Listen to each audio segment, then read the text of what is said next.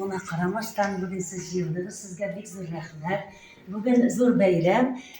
Bugünkü şurada anın ömrü yazmışım kıskagına bulsa da düşürüp, iske düşürüp ötüge.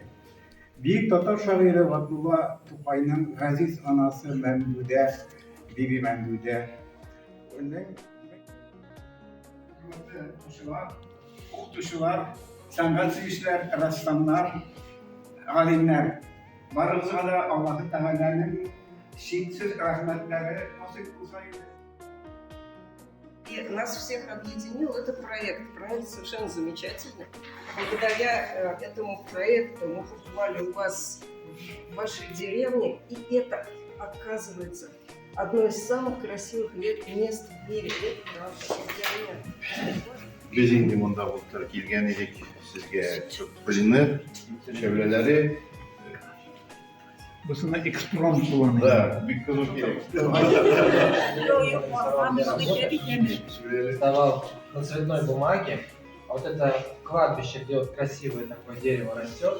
И вот там, если кто может увидит, там стоит фигура, это Габдулла Тукай пришел к своей маме, Биби Мамдуды, вот навестить ее могилу. Вот вторая работа, это я. Но вообще в двух работах я пытаюсь показать,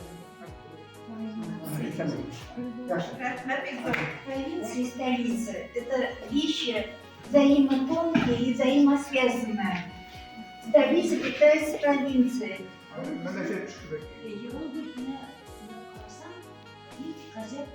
Mete yaşayanların temin kendisinden de ben bu yüzden yakın tiradaki alanlarda sıvay şeşer baktan şımartı yok.